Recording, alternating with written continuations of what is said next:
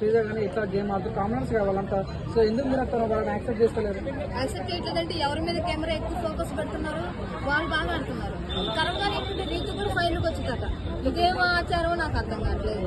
ఎంతవరకు రేటింగ్ కోసం జనాల్ని ఎక్కువ చేస్తూ ఉంటే జనాలు ఫైనల్ తీసుకొస్తారు. నిజంగా టాలెంట్ ఉన్న వాళ్ళు ఈ అక్క శ్రీజ అక్కను తనుజ అక్కను వాళ్ళందరినీ కొంచెం చేస్తే కొంచెం వాళ్ళు ఆ తనుజ ఎంత పద్ధతిగా ఉంటుంది. టాలెంట్ ఉంది ఆమె. అంటే తన వాయిస్ అంటే ప్రజలు ఇష్టపడతలేదు, తనని ఎట్లా మీరు సపోర్ట్ చేస్తారంటే ఏం చెప్తారు? నేను బర్ర మాట్లాడుతున్నాను. నేను నచ్చిన నచ్చిపోయిన జనాలు చూస్తారు కన్నా. బిగ్ బాస్కి వెళ్ళినప్పుడు వాయిస్ ఉన్నా, గేమ్ ఆడుతున్నా, ప్రజలు ఎంటర్టైన్మెంట్ చేస్తున్నా అంతే. లౌడ్ ట్రాక్ నడమని చెప్తారు బిగ్ బాస్కి వెళ్ళి. ఈవెన్ నాగార్జున గారు ముందే కాల్ మీద కాల్ వేసుకుంటుంది శ్రీజ గురించి, ఏం చెప్తారు మా దాని గురించి? ఆమెకి యాటిట్యూడ్ ఎక్కువైపోయింది. ఎందుకంటే బయట ఉన్నప్పుడు లొడ మాట్లాడి ప్రజలు ఎంటర్టైన్మెంట్ చేసింది కదా. ఇప్పుడు బిగ్ బాస్ కంటే లోపలికి వెళ్ళినప్పుడు తనకు కొంచెం యాటిట్యూడ్ ఎక్కువైపోయింది. ఓన్లీ రాంగ్ ఉండదు బయటకు వచ్చి. సో ఇప్పుడున్న కామనర్స్ లో మీకు ఇష్టమైన కామనర్ ఎవరు? సో ఎవరు టాప్ పైకి వెళ్ళే ఛాన్స్ ఉంటే మీరు ఏం చెప్తారు?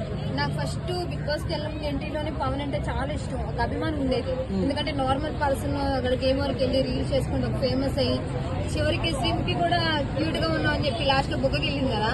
అలాంటి పవన్ ఇప్పుడు బిగ్ బాస్ చెడిపోయాడు నిజంగా. ఎందుకంటే చిన్న విషయాలకి ఆమె చుట్టూ ఎట్లా తిరుగుతున్నాడు, బొంగరంలాగా తిరుగుతున్నాడు ఆమె చుట్టూ.